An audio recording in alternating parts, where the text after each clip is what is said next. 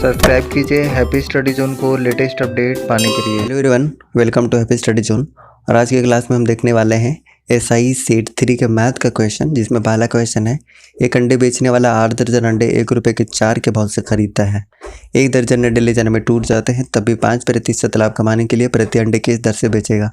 देखिए यहाँ पे दिया हुआ है कि 1 रुपये में वो 4 अंडे खरीदता है, यानी कि टोटल 12 अंडे का 3 रुपये पड़ जाएगा और 8 दर्जन का कितना हो जाएगा 24 रुपया। लेकिन 1 दर्जन अंडे ले जाने में टूट जाते हैं, तो 7 दर्जन बच गया, जिसका कीमत कितना है 24 रुपये। 7 दर्जन यानी कि टोटल 84 पीस हो जाएगा, 84। तो 1 अंडे का कीमत कितना पड़ जाएगा, 1 अंडे का कीमत पड़ेगा 24/84। ठीक है, और ये क्या है, यही इसका सीपी है 1 अंडे का, यानी कि क्रय मूल्य है। और क्रय मूल्य हमेशा कितना होता है, 100% होता है। तो 100% का वैल्यू कितना है, 24/84 हो जाएगा। ठीक है, अच्छा, उसके बाद 5% का लाभ कमाना है, तो 105% निकाल लेंगे, क्रॉस मल्टीप्लाई कर देते हैं, तो कितना हो जाएगा, ऊपर चला जाएगा 105 और नीचे आ जाएगा 100। अब चूंकि आंसर पैसे में दिया है, तो रुपये को हम पैसे में बदलने के लिए 100 से मल्टीप्लाई कर देते हैं। ठीक है, अब कर लेते हैं कैंसिल आउट। 2 जीरो से 2 जीरो कैंसिल हो गया, 21 से 4 बार में, 21 से 5 बार में, ये 4 से 6 बार में, तो 6×5 30 पैसे पर अंडे के हिसाब से बेचना होगा 5% लाभ कमाने के लिए। तो ऑप्शन नंबर 1 इसका करेक्ट आंसर हो जाएगा। नेक्स्ट क्वेश्चन नंबर 2, 180 का 3/4 225 के 2/3 से कितना अधिक है। काफ़ी इजी क्वेश्चन है। देखिए क्या करेंगे, 225 का 2/3 कितना अधिक है, मतलब माइनस कर लेंगे 180 का 3/4। अब क्या करेंगे, इसको कैंसिल कर लेंगे, आंसर आ जाएगा। देखिए इसको सॉल्व करते हैं, तो देखिए कितना बार में कट जाएगा, 75 बार में, और ये कितना बार में कट जाएगा, 45 बार में। तो 75 दूनी 150 और 45 दिया 135, माइनस करने के बाद कितना आ रहा है 15, यानी कि ऑप्शन नंबर 1 इसका करेक्ट आंसर हो जाएगा। नेक्स्ट अब देखते हैं क्वेश्चन नंबर 3, यदि 20 व्यक्ति किसी कार्य को 10 दिन में पूरा कर सकते हैं, तो 25 व्यक्ति उस कार्य को कितने दिनों में पूरा करेंगे। तो काफ़ी इजी क्वेश्चन है। देखिए 20 व्यक्ति हैं, 10 दिन में पूरा करते हैं, तो 25 व्यक्ति कितना दिन में पूरा करेंगे। ठीक है, कैंसिल कर लेते हैं, आंसर आ जाएगा। देखिए 5 बार में कट जाएगा, ये 5 से 2 बार में, और ये 5 से 4 बार में, तो 4 दूनी 8 दिन में पूरा कर लेंगे। ठीक है, यानी कि ऑप्शन नंबर 1 इसका करेक्ट आंसर हो जाएगा। अब नेक्स्ट देखते हैं क्वेश्चन नंबर 4, एक समान गति से चलते हुए मोहित अपने घर से स्कूल, जो कि 800 किलोमीटर की दूरी पर स्थित है, 20 मिनट में पहुंचता है। मोहित की चाल क्या है। तो देखिए यहाँ पे डिस्टेंस दिया हुआ है 800 मीटर और टाइम दिया हुआ है 20 मिनट्स। जब इसको डिवाइड करेंगे, यानी कि स्पीड निकालेंगे, तो कितना हो जाएगा 800/20, यानी कि 40 मीटर पर मिनट, यानी ऑप्शन नंबर 1 इसका करेक्ट आंसर हो जाएगा। नेक्स्ट क्वेश्चन नंबर 5, एक रेलगाड़ी अपने स्वयं की चाल की 6/13 चाल से चलकर किसी स्थान पर 26 घंटे में पहुंचती है। यदि रेलगाड़ी अपनी स्वयं की चाल से चले तो कितने समय की बचत हो जाएगी। देखिए यहाँ पे स्पीड का रेशियो दिया हुआ है 6:13। ठीक है, यह स्पीड का रेशियो है। टाइम का रेशियो निकालेंगे तो क्या हो जाएगा, उलट जाएगा, यानी कि 13:6 हो जाएगा। ठीक है, और ये इसी का वैल्यू दिया हुआ है 26, जो कि 2 टाइम्स है, तो 6 का 2 टाइम्स कितना हो जाएगा, 12 हो जाएगा। अब देखिए पहले पहुंच रहा था 26 घंटे में, और अब पहुंच रहा है कितने, 12 घंटे में, तो कितना का समय बचत हो रहा है, 14 घंटे का, यानी ऑप्शन नंबर 1 इसका करेक्ट आंसर हो जाएगा। नेक्स्ट क्वेश्चन नंबर 6, 2 पासे के एक साथ फेंकने पर योगफल 7 आने की क्या संभावना है। तो देखिए यहाँ पे हम क्या करेंगे कि सबसे पहले हम पासा 1 मान लेते हैं और पासा 2 मान लेते हैं। इसमें योग क्या आ सकता है, 1 6 आ सकता है, 2 5 आ सकता है, 3 4 आ सकता है। ठीक है, अच्छा पासा 2 में आ सकता है 6 1 5 2 और 4 3, यानी कि टोटल कितने पॉसिबिलिटी हो गए, टोटल पॉसिबिलिटी हो गए 6। ठीक है, चूँकि 2 पासा है, तो 2 पासा में हम क्या करेंगे, स्क्वायर करते हैं टोटल ऑब्जर्वेशन निकालने के लिए, तो टोटल ऑब्जर्वेशन कितना हो जाएगा, 36 हो जाएगा। ठीक है, कैंसिल कर लेते हैं 1/6, तो 1/6 इसका करेक्ट आंसर हो जाएगा, ऑप्शन नंबर 2। ठीक है, नेक्स्ट क्वेश्चन नंबर 7, न्यून कोण थीटा का मान ज्ञात करना है, जिसमें ये दिया हुआ है। देखिए 8 cos स्क्वायर थीटा = 6 है, 8 इधर आ जाएगा, कैंसिल करेंगे कितना हो जाएगा, 3/4 हो जाएगा। ठीक है। उसके बाद देखिए यहाँ पे है स्क्वायर, ये स्क्वायर इधर आ जाएगा तो कितना हो जाएगा, ये हो जाएगा √3/2 हो जाएगा। यानी कोस थीटा का वैल्यू कितना हो गया, √3/2 हो गया। कोस थीटा का वैल्यू कितना हो गया, √3/2। और √3/2 किसका होता है, 30 डिग्री, कोस 30 डिग्री का। तो थीटा के जगह पे कितना हो जाएगा, 30 degree, option number 1। Next question number 8।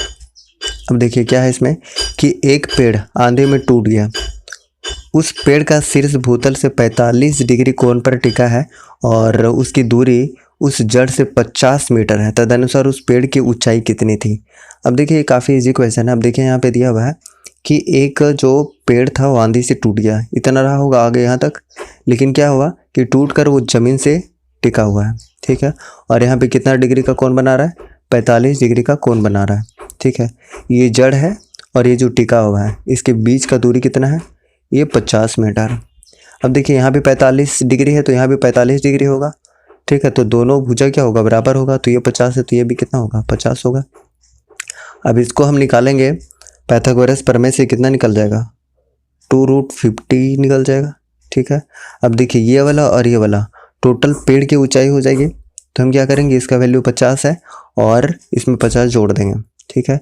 तो टोटल निकल जाएगा, 50 आ जाएगा कॉमन, है ना। तो कितना हो जाएगा, √2 + 1, यानी कि ऑप्शन नंबर 1 इसका करेक्ट आंसर हो जाएगा। नेक्स्ट, भुज का क्षेत्रफल 49√3 इकाई हो तो उसकी प्रत्येक भुजा की लंबाई क्या होगी, समबाहु त्रिभुज की ऊंचाई, ठीक है, क्या होगी। अब देखिए यहाँ पे क्या करना है कि यहाँ पे क्षेत्रफल दिया हुआ है समबाहु त्रिभुज का, और समबाहु त्रिभुज का क्षेत्रफल होता है √3/4a², यानी भुजा स्क्वायर, इक्वल टू कितना दिया हुआ है, 49√3 दिया हुआ है। अब देखिए √3 कैंसिल हो जाएगा, ठीक है। और उसके बाद अब देखिए कि ये 4 इधर आ जाएगा, और ये जो स्क्वायर है ये रूट हो जाएगा इधर, तो कितना हो गया, 49 का 7 हो गया और 4 का 2 हो गया। तो ए यानी कि भुजा का वैल्यू कितना निकल गया, 14 निकल गया। अब क्या पूछा हुआ है, ऊंचाई पूछा हुआ है। अब ऊंचाई निकालने के लिए क्या करेंगे, तो देखिए ए क्या निकला है, इसका भुजा निकला है, तो पहला तो आंसर मिल गया कि 14 सेंटीमीटर होगा, 14 इकाई होगा, ठीक है। उसके बाद अगर हम बात करते हैं शीर्ष से उसकी ऊंचाई की, तो कितना हो जाएगा, 1/2। आधार कितना हो जाएगा, आधार इसका उतना ही 14 हो जाएगा, और ऊंचाई पता नहीं है, और इसका क्षेत्रफल दिया हुआ 49√3। अब देखिए इसको सॉल्व कर लेते हैं, कितना बार में हो जाएगा, ये 7 से कट जाएगा और 7 से 49, ये 7 बार में ये भी लग जाएगा। तो एज का वैल्यू कितना निकल गया, 7√3, और ऐसा सिर्फ ऑप्शन नंबर 1 में है, तो ऑप्शन नंबर 1 इसका करेक्ट आंसर हो जाएगा। Next question number 10। लबालब भरी हुई एक टंकी से पानी निकाला जाता है। टंकी की आकृति उस घनाभ की है जिसकी लंबाई 4 मीटर, चौड़ाई 1.5 मीटर और गहराई 80 सेंटीमीटर है। यदि बाहर बहने वाली पानी की दर 120 सेंटीमीटर क्यूब पर सेकेंड है तो 6 मिनट के बाद टंकी में पानी की ऊंचाई सेंटीमीटर में कितनी होगी। अब देखिए पहले ही बोल दिया है सेंटीमीटर में, तो सभी को हम सेंटीमीटर में बदल लेते हैं। 4 मीटर लंबाई है, 1 मीटर इक्वल टू होता है 100 सेंटीमीटर, तो 4 मीटर इक्वल टू लंबाई कितना हो जाएगा, 400 सेंटीमीटर। उसके बाद चौड़ाई क्या हो जाएगा, 1.5 मीटर यानी कि 150 सेंटीमीटर हो जाएगा 100 से मल्टीप्लाई करने के बाद। उसके बाद हाइट कितना है, 80 सेंटीमीटर। अब उसके बाद निकाल लेते हैं वॉल्यूम उस टंकी का। तो वॉल्यूम क्या निकल जाएगा, आयतन, लंबाई गुने चौड़ाई गुने ऊंचाई, यानी कि तीनों को आपस में कर लेंगे मल्टीप्लाई। तो 15 चौके 60, 8 छक 48 में 5 0, ठीक है, ओके। ये हो गया उस टंकी का पूरा वॉल्यूम। लेकिन क्वेश्चन में दिया हुआ है कि बाहर बहने वाली पानी की जो दर है 120 सेंटीमीटर क्यूब पर सेकंड है, यानी एक सेकंड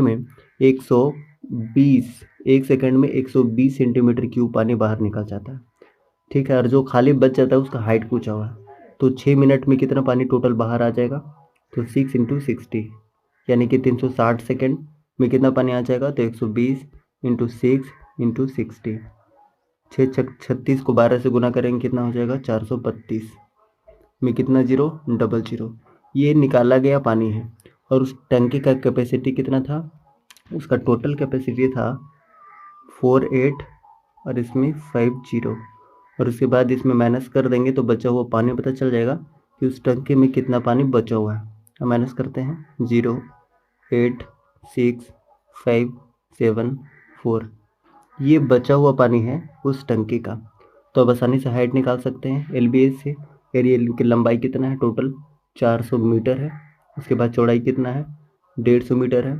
और हाइट अब नया हाइट बन जाएगा जो कि निकालना है क्वेश्चन में। कितना आया था टोटल आया था 4756800। अब इसको कर लेते हैं कैंसिल। 2 जीरो से 2 जीरो कैंसिल हो जाएगा यहाँ से। उसके बाद इसको 4 से कैंसिल कर सकते हैं।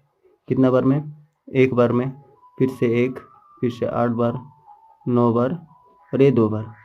उसके बाद देखिए ये 150, ये गुना में है, इधर आ जाएगा तो डिवाइड में हो जाएगा। ठीक है, और इसको जब टोटल कैलकुलेट करेंगे तो कितना हो जाएगा। टोटल कैलकुलेट करने के बाद हमारे पास आएगा 79.28 सेंटीमीटर। और यही इसका नया हाइट होगा, यानी ऑप्शन नंबर 1 इसका करेक्ट आंसर हो जाएगा। Next question number 11। एक समद्विबाहु त्रिभुज का शीर्ष कोण उसके प्रत्येक आधार कोण से 12 डिग्री अधिक है। शीर्ष कोण है। अब देखिए यहाँ पे दिया हुआ है समद्विबाहु त्रिभुज, यानी कि एक त्रिभुज के दो भुजा आपस में बराबर है और बराबर भुजा के सामने का कोण भी बराबर होता है। ठीक है, यानी कि दो जो कोण है वो बराबर होंगे। और यहाँ पे बोला हुआ है शीर्ष कोण से 12 डिग्री अधिक है तीसरा कोण। ठीक है, तो तीसरा कोण कितना हो जाएगा, x + 12 हो जाएगा। और त्रिभुज के तीनों कोणों का योग कितना होता है, 180 डिग्री होता है। ठीक है, अब इसको सॉल्व कर लेते हैं। अब देखिए यहाँ पे ये हो जाएगा 3x। ठीक है, और 12 उधर जाके माइनस में हो जाएगा, कितना हो जाएगा 168 डिग्री हो जाएगा।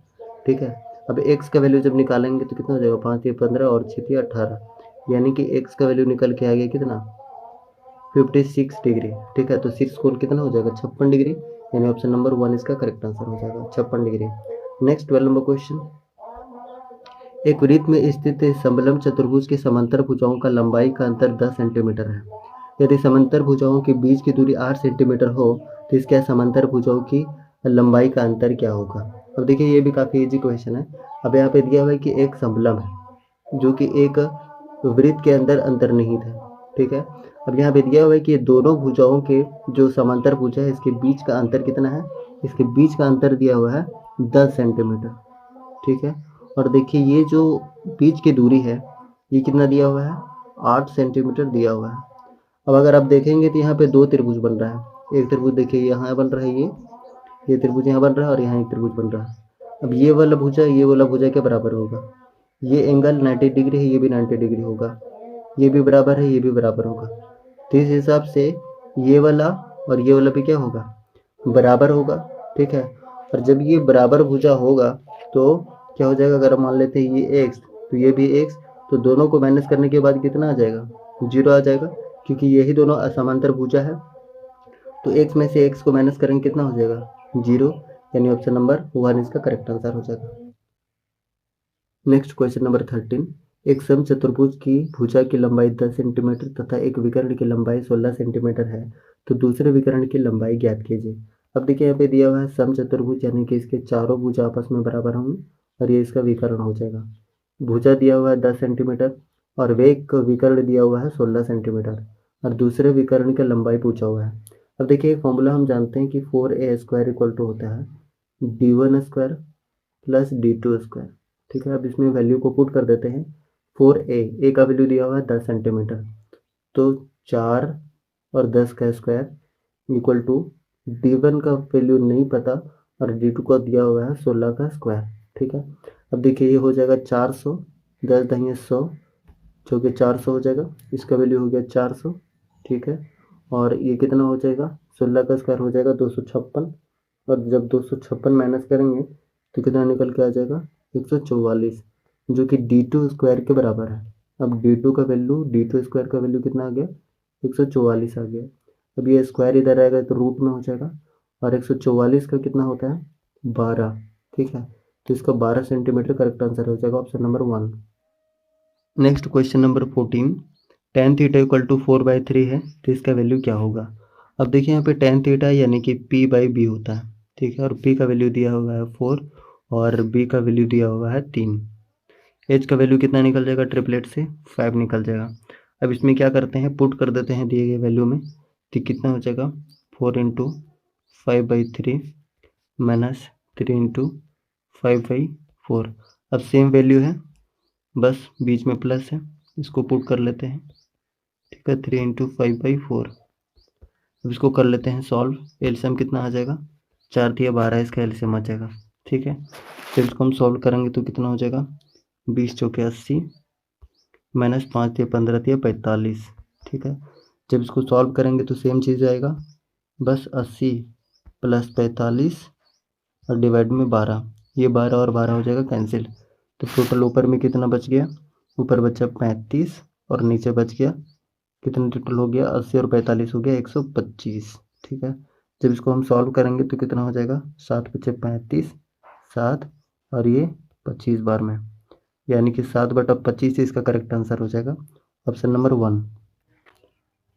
नेक्स्ट 15 नंबर क्वेश्चन, 80 मीटर ऊंची एक चट्टान के शिखर से देखने पर एक मीनार के शिखर तथा तल के अवनमन कोण क्रमशः 30 डिग्री तथा 45 डिग्री है, तदनुसार उस मीनार की ऊंचाई कितनी होगी। देखिए ऐसे क्वेश्चन भी काफ़ी पूछे जाते हैं। अब यहाँ पे दिया हुआ है कि एक चट्टान का जो ऊंचाई है 80 मीटर है और एक मीनार के शिखर का अवनमन कोण कितना है, 30 डिग्री है, और इसके तल से अवनमन कोण कितना है, 45 डिग्री है। ठीक है, इसको हम बराबर कर देते हैं। तो देखिए ये भी टोटल दिया हुआ है 30 डिग्री।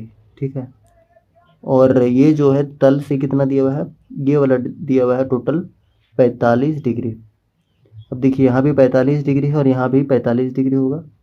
ठीक है, अच्छा ये 90 डिग्री है, अगर ये 45 है तो ये भी 45 होगा, और अगर दोनों एंगल बराबर है तो इसका दोनों भुजा बराबर होगा, यानी कि टोटल यहाँ से यहाँ 80 सेंटीमीटर है, तो यहाँ भी कितना हो जाएगा, 80 सेंटीमीटर हो जाएगा, और ये दोनों समांतर है तो ये भी कितना हो जाएगा, 80 सेंटीमीटर हो जाएगा। अब देखिए टोटल कितना एंगल है, 30 डिग्री है, तो ये टोटल कितना हो जाएगा, 60 डिग्री हो जाएगा, क्योंकि ये 90 डिग्री है। ठीक है, अब देखिए हम क्या करेंगे कि 60 डिग्री एंगल के बराबर जो भुजा होती है वो क्या होता है, इसके आधार का √3 होता है, यानी इसका जो डिस्टेंस है ये कितना हो गया, 80√3 हो गया। ठीक है, और यहाँ से यहाँ टोटल कितना दिया हुआ है, 80 मीटर दिया हुआ है, यानी टोटल में अगर हम इसको माइनस कर देंगे तो ये वाला मीनार का ऊंचाई पता चल जाएगा कितना है। ठीक है, तो हम क्या करते हैं कि 80 में माइनस कर देते हैं 80√3, यही इसका क्या हो जाएगा, ऊंचाई हो जाएगा। ठीक है, यानी ऑप्शन नंबर 1 इसका करेक्ट आंसर हो जाएगा। नेक्स्ट क्वेश्चन नंबर 16, एक वर्ग जिसका विकर्ण 16√2 सेंटीमीटर है के बीच एक समकोण समचतुर्भुज कट कर निकाला जाता है, जिसके विकर्ण क्रमशः 5√2 तथा 6√2 सेंटीमीटर है, शेष भाग का क्षेत्रफल बताएं। अब यहाँ पे देखिए वर्ग का एक विकर्ण दिया हुआ है। ठीक है, तो हम भुजा निकाल सकते हैं आसानी से। क्या होता है, इसका विकर्ण होता है a√2 इक्वल टू 16√2, √2 कैंसिल हो जाएगा, a का वैल्यू कितना निकल गया, 16। अब हम वर्ग का आसानी से क्षेत्रफल निकाल सकते हैं। वर्ग का क्षेत्रफल क्या होता है, a² और 16 का स्क्वायर कितना हो जाएगा, 256।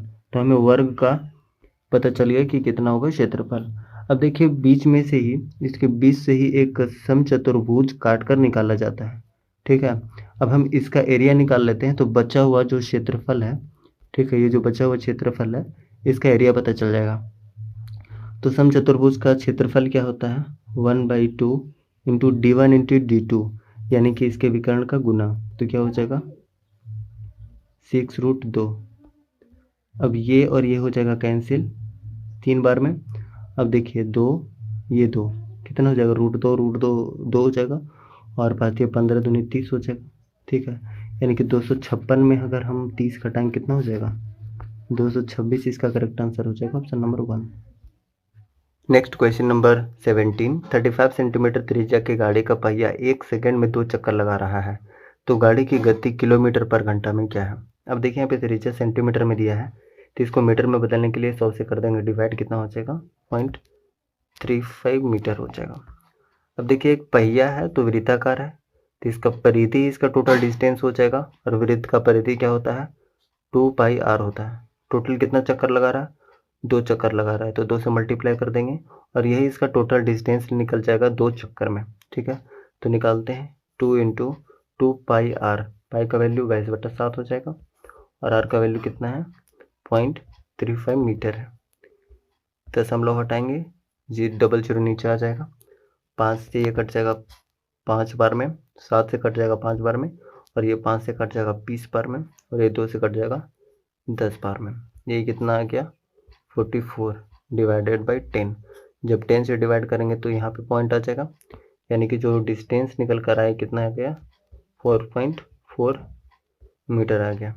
चूँकि ये 1 सेकंड में कवर कर रहा है तो स्पीड निकालेंगे तो कितना हो जाएगा, स्पीड हो जाएगा 4.4 डिवाइडेड बाई 1 मीटर पर सेकंड हो जाएगा। लेकिन यहाँ पूछा हुआ है किलोमीटर पर घंटा में, तो क्या करेंगे 4.4 में 18/5 से कर देंगे मल्टीप्लाई, तब आ जाएगा किलोमीटर पर घंटा में। अब इसको सॉल्व कर लेते हैं, कितना आ जाएगा, ऊपर से मल्टीप्लाई करने के बाद आ रहा है 79.2 डिवाइड बाई 5। अब इसको जब हम कैंसिल करेंगे तो कितना हो जाएगा 15.84 किलोमीटर पर आवर, यानी ऑप्शन नंबर 1 इसका करेक्ट आंसर हो जाएगा। नेक्स्ट क्वेश्चन नंबर 18, एक स्विमिंग पूल जिसकी चौड़ाई 8 मीटर, लंबाई 14 मीटर और गहराई 1 से 5 मीटर तक बढ़ रही है, उसका आयतन घन मीटर में क्या होगा। अब देखिए इसका जो गहराई है वो 1 से 5 मीटर तक बढ़ रही है, यानी 1 रहा होगा, फिर उसके बाद 5 मीटर तक बढ़ रही है। ठीक है, शेप कुछ ऐसा बनेगा, ये 1 मीटर और ये 5 मीटर। अगर इसका 3 डायमेंशनल फिगर बनाए तो कैसा बन जाएगा, ये इसका 3 डायमेंशनल फिगर बन जाएगा। ये देखिए कुछ ऐसा बनेगा। अच्छा, बीच में अगर आप गौर करें तो बीच में कैसा शेप बन के आ रहा है, एक ट्रापीजियम आकार बन रहा है, यानी कि समलम। ठीक है, समलम बन जा रहा है, ये देखिए ये समलम बन जा रहा है। ये 1 मीटर है और ये 5 मीटर है। ठीक है, और ये इसका हाइट है जो कि 14 मीटर है। अब जानते हैं कि ट्रापीजियम का यानी समलम का क्षेत्रफल क्या होता है 1/2, और इसके समांतर भुजाओं का योग कितना हो जाएगा 5 और 1 6 हो जाएगा। ठीक है, और इसका हाइट इंटू हाइट होता है हाइट। और आप ये जानते हैं कि एरिया किसका निकल गया, ये एरिया निकल गया ट्रापीजियम का। एक कंसेप्ट जानते होंगे कि अगर हम एरिया में हाइट से मल्टीप्लाई करते हैं तो वॉल्यूम मिल जाता है। जैसे कि हम जानते हैं कि वेलन का जब हम वॉल्यूम निकाल रहे होते हैं तो उसमें क्या करते हैं, वृत्त का एरिया निकालते हैं। ठीक है, और वृत्त का एरिया क्या होता है πr² होता है।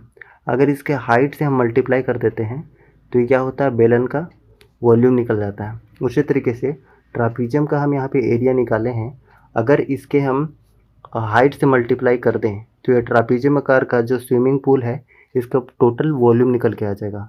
और हाइट कितना है, ये देखिए हाइट यहाँ पर देखिए, टोटल लंबाई है 14 मीटर।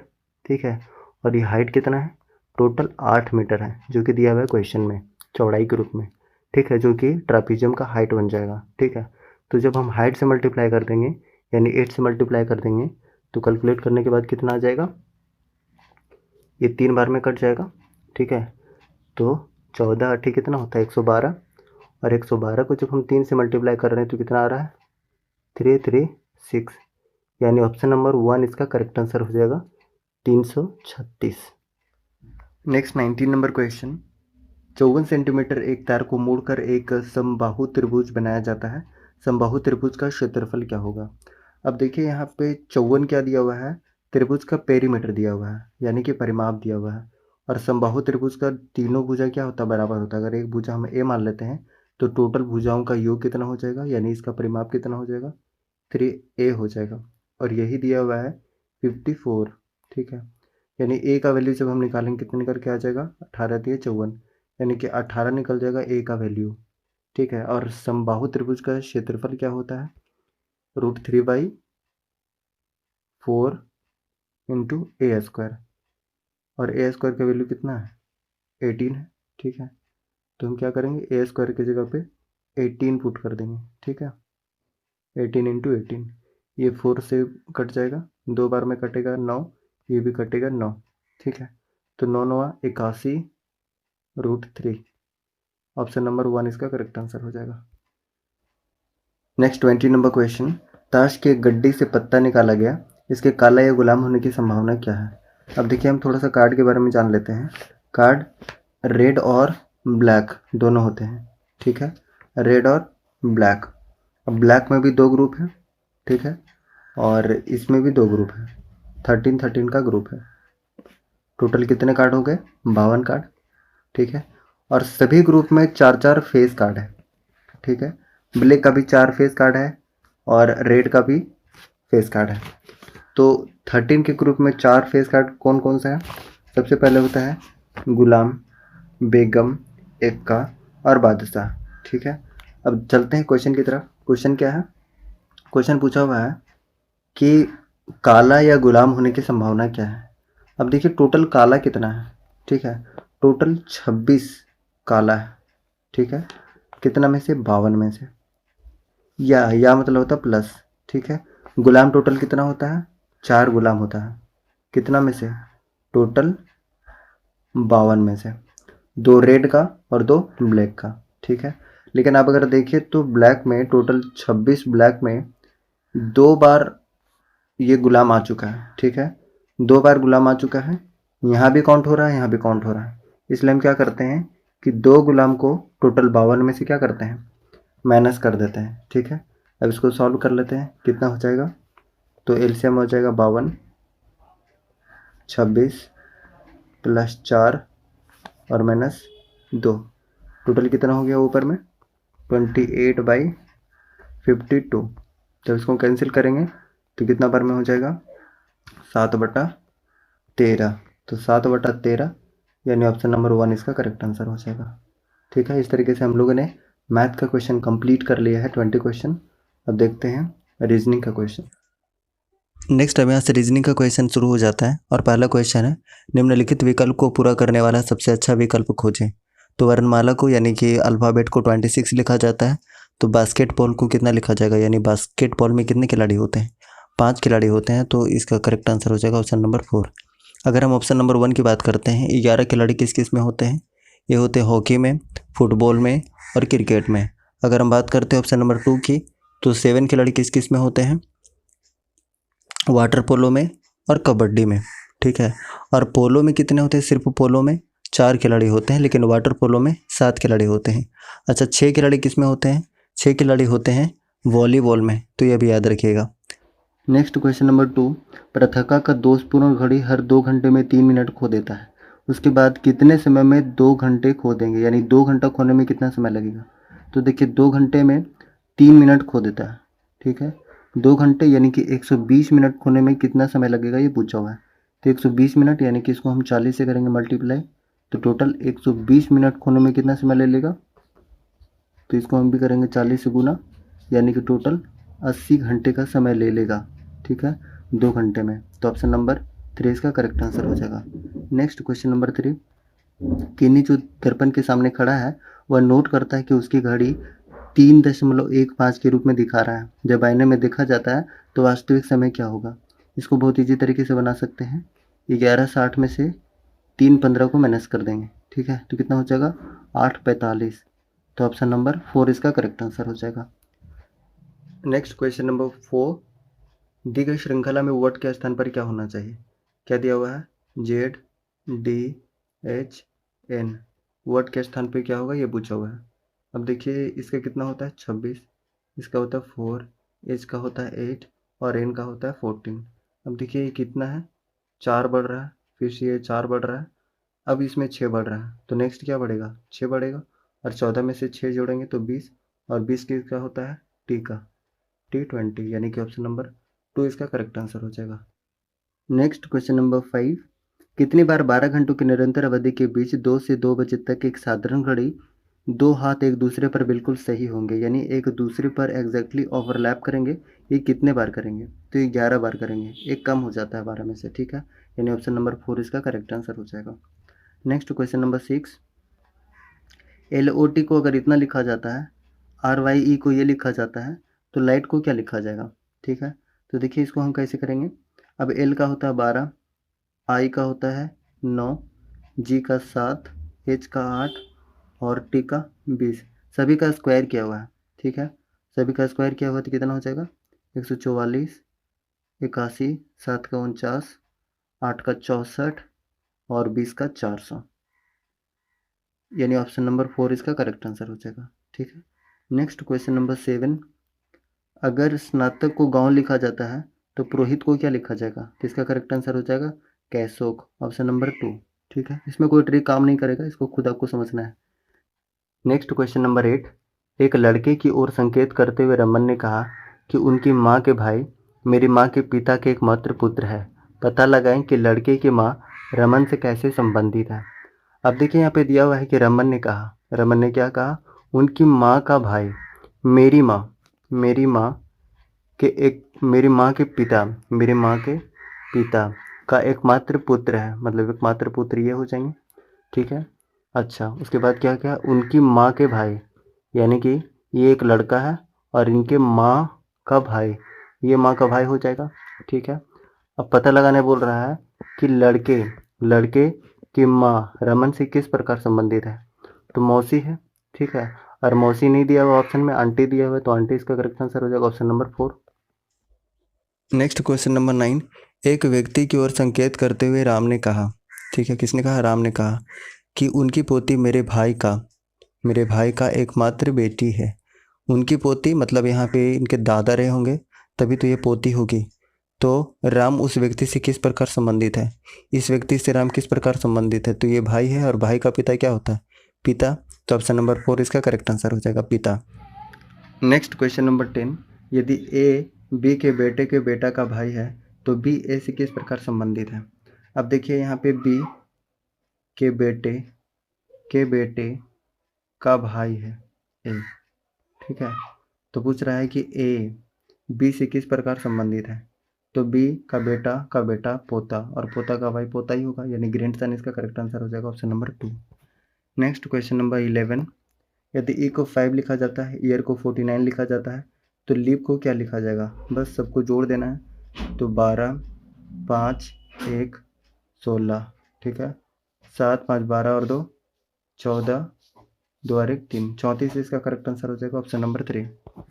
नेक्स्ट क्वेश्चन नंबर 12, यदि प्रभा को इतना लिखा जाता है, तिलक को इतना लिखा जाता है, तो भारती को क्या लिखा जाएगा, ये क्वेश्चन में पूछा हुआ है।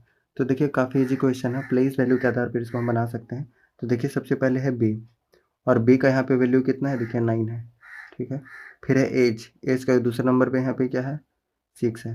फिर देखिए ए का कितना है, ए का देखिए सेकंड लास्ट है 5, और उसके बाद देखिए आर का क्या है, आर देखिए यहाँ पे सेकंड में आर है तो 7, यानी कि 96, 7 कौन सा ऑप्शन नंबर में है, यानी कि 12 का करेक्ट आंसर क्या हो जाएगा ऑप्शन नंबर 1, ठीक है। नेक्स्ट क्वेश्चन नंबर 13, यदि कोड भाषा में 12 को इतना लिखा जाता है, 20 को इतना लिखा जाता है, तो 11 को क्या लिखा जाएगा।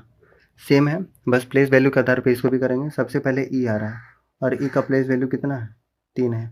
उसके बाद देखिए एल का कितना है, देखिए यहाँ पर एल का यहाँ पे 2 आ रहा है, तो 2 हो जाएगा।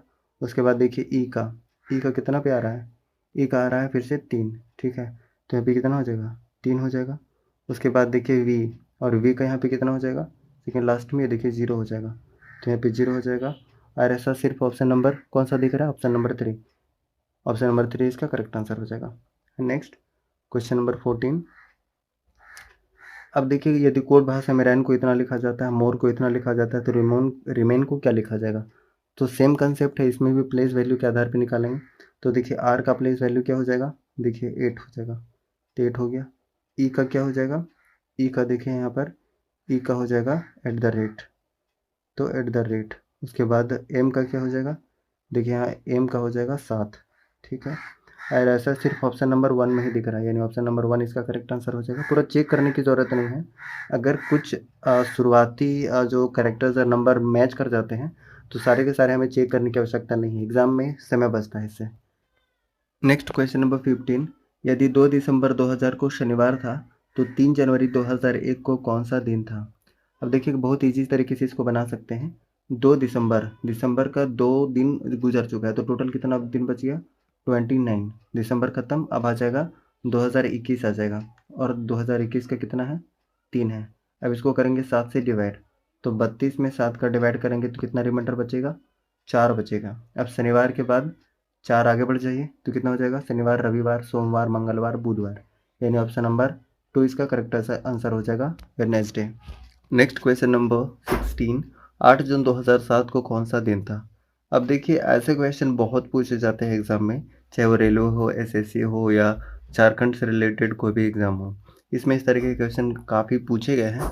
अब इसे बनाने के लिए बहुत लोग फार्मूला यूज़ करते हैं, हम फार्मूला नहीं बल्कि इससे रिलेटेड कुछ कंसेप्ट बता रहे हैं जो कि यूनिवर्सल है, सब में काम करेगा। तो चलिए कैलेंडर का कुछ इंपॉर्टेंट फैक्ट्स को हम डिस्कस कर लेते हैं। तो हम कैलेंडर की अगर हम बात करते हैं तो कैलेंडर में दो चीज़ इंपॉर्टेंट है, एक तो लीप ईयर है और एक नॉर्मल ईयर है। सभी जानते हैं लीप ईयर क्या होता है। लीप ईयर में होता है 366 दिन और नॉर्मल ईयर में कितना होता है 365 दिन होता है और 6 घंटा होता है।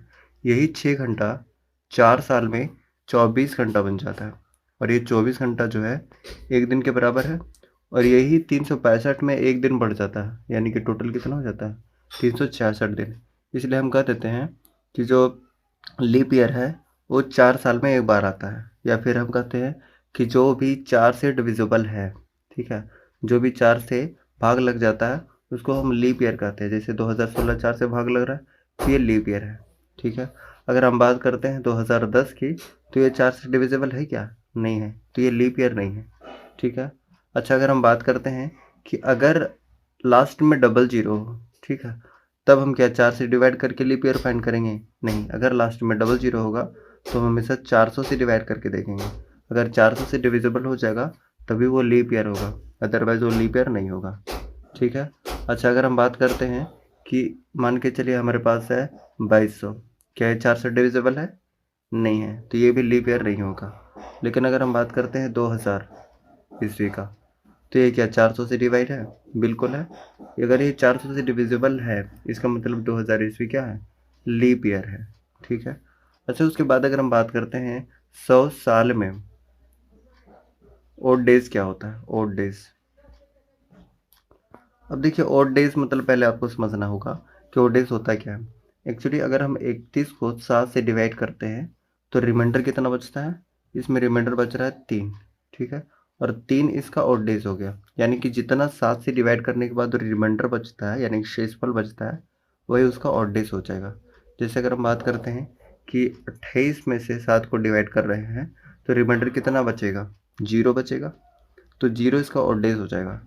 अगर हम बात करते हैं कि 24 मान लेते हैं और इसको 7 से डिवाइड करते हैं तो कितना रिमाइंडर बच रहा है, 3 इसका ओड डेज हो जाएगा।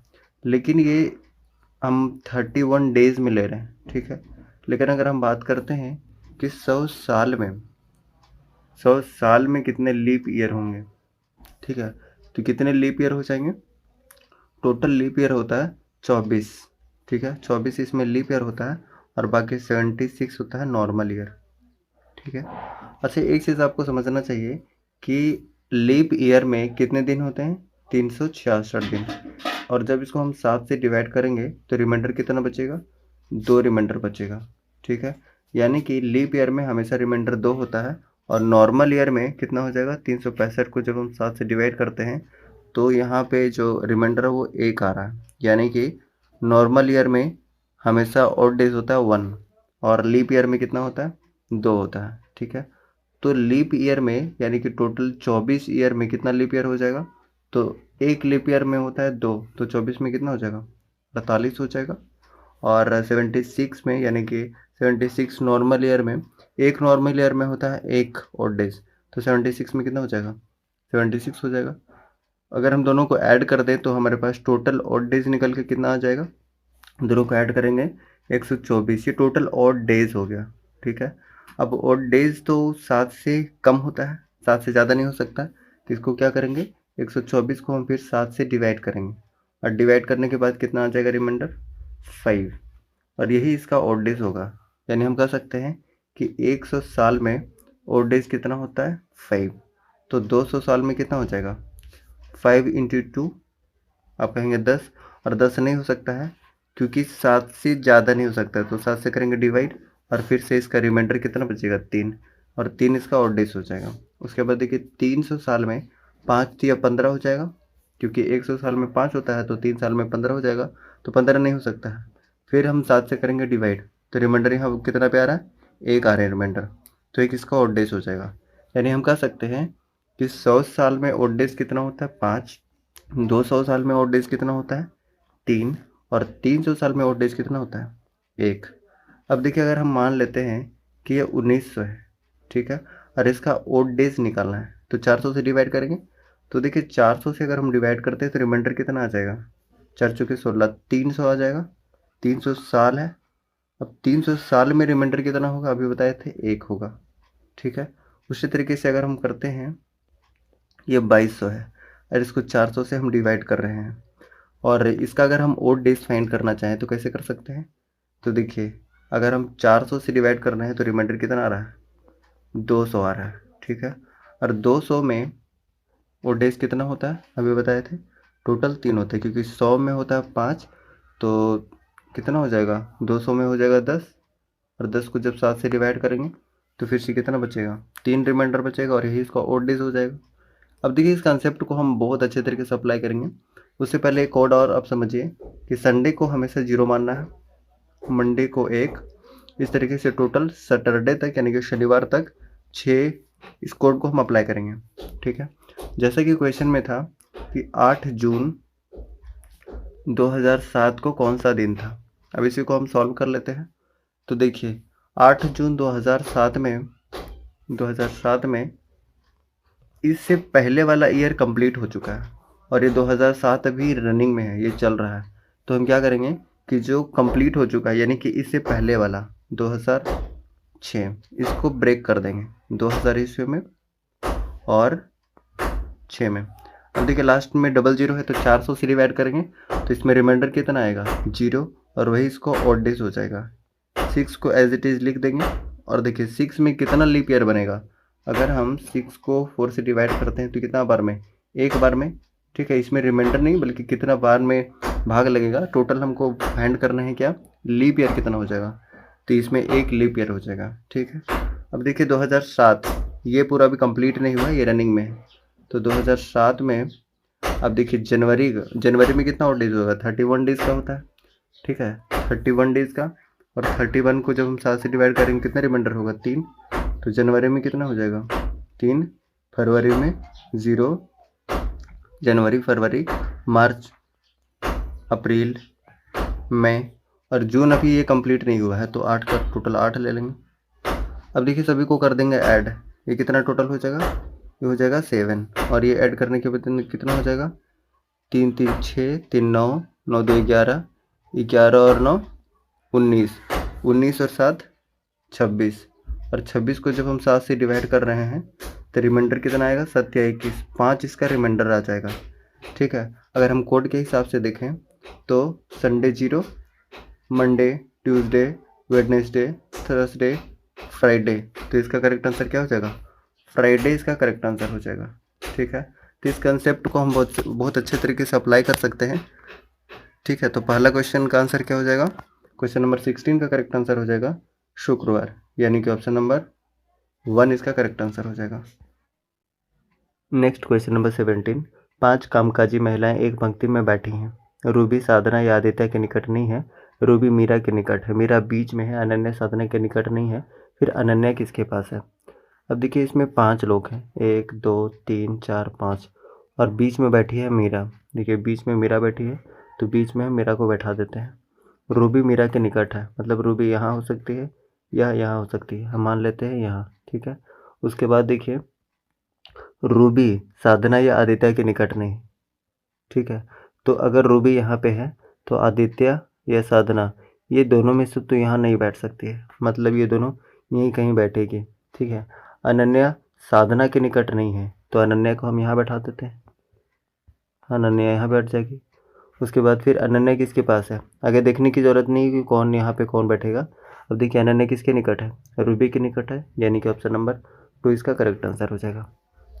नेक्स्ट क्वेश्चन नंबर 18, निम्नलिखित श्रृंखला को पूरा करें। अब देखिए, एक श्रृंखला दिया हुआ है। अब इसमें अगर हम देखें तो देखिए, सब में 5-5 का गैप है। ई के बाद जेड, फिर उसके बाद ओ, और ओ के बाद टी, सब में नेक्स्ट 5 हो रहा है। अब उसी तरीके से एच में नेक्स्ट 5 करेंगे, क्या हो जाएगा? 13, और 13 किसका होता है? एम का। और एम में फिर से 5 प्लस करेंगे तो कितना हो जाएगा? 13 + 5 यानी कि 18, 18 होता है आर का, और फिर आर का हो गया 18, फिर 18 में 5 ऐड करेंगे डब्लू, यानी कि एम आर डब्लू इसका करेक्ट आंसर हो जाएगा, ऑप्शन नंबर 2, ठीक है। नेक्स्ट क्वेश्चन नंबर 19, शब्दकोश के अनुसार दिए गए शब्दों को व्यवस्थित करें। अब देखिए, गन सभी में कॉमन है, ठीक है। गन के बाद इसमें क्या है? NY है, इसमें क्या है? NERY है, ठीक है। उसमें क्या है? मेटल है, METAL, इसमें पाउडर है यानी कि PO, इसमें क्या है? गन स्मिथ है, SM मान लेते हैं, ठीक है। उसके बाद देखिए कि यहाँ पे n तो दोनों में है, तो हम ये पता नहीं कर सकते हैं। अब देखिए उसके बाद फिर क्या है, यहाँ n है, यहाँ n है, और n का होता है 14 और m का होता है 13, वो का होता है 16 और s का होता है 19। तो पहले नंबर पे तो ये आ जाएगा, यानी कि गन मेटल आ जाएगा पहले नंबर पे। ठीक है, तो दूसरे नंबर पे कौन आ जाएगा? अब देखिए ये तो 19 और 16 है, ये दोनों नहीं हो सकता, ये दोनों में कोई होगा। n तो इसमें कॉमन है। उसके बाद देखिए दूसरे नंबर पे ये आ रहा है, यानी कि दूसरे नंबर पे ये आ जाएगा। और तीसरे नंबर पे कौन सा आ जाएगा? गन्नी, यानी कि ये, और यही इसका मिडिल है। ठीक है, तो करेक्ट आंसर क्या हो जाएगा? गन्नी इसका करेक्ट आंसर हो जाएगा। ऑप्शन नंबर 2 इसका करेक्ट आंसर हो जाएगा। Next question number 20। साइबरनेटिक्स में प्रयुक्त एक वर्ण उसी स्थान पर है जिस स्थान पर अंग्रेजी वर्णमाला में आता है, उस वर्ण की पहचान कीजिए। अब देखिए अगर आप साइबरनेटिक्स को ध्यान से देखें तो इसमें अगर हम नंबरिंग करते हैं 1 2 3 4 5 6 7 8 9, ये देखिए आई 9 नंबर पे आ रहा है। ठीक है, और अगर हम अल्फ़ाबेट में देखते हैं तो कितना A B C D E F G H आई देखिए यहाँ भी 9 नंबर पे आ रहा है। तो इस अल्फ़ाबेट सीरीज़ में भी 9 नंबर पे आ रहा है और इस वर्ड में भी 9th नंबर पे आ रहा है। तो हम कह सकते हैं कि सेम पोजीशन है आई का। तो करेक्ट आंसर हो जाएगा आई, यानी कि ऑप्शन नंबर 3 इसका करेक्ट आंसर हो जाएगा। इस प्रकार हम लोगों ने कंप्लीट कर लिया है मैथ और रीजनिंग का क्वेश्चन। अगर आपको वीडियो अच्छा लगा तो वीडियो को लाइक कीजिए, चैनल को सब्सक्राइब कीजिए अगर आप नए हैं तो, और कमेंट करके बताइए कि वीडियो आपको कैसा लगा। Thank you so much.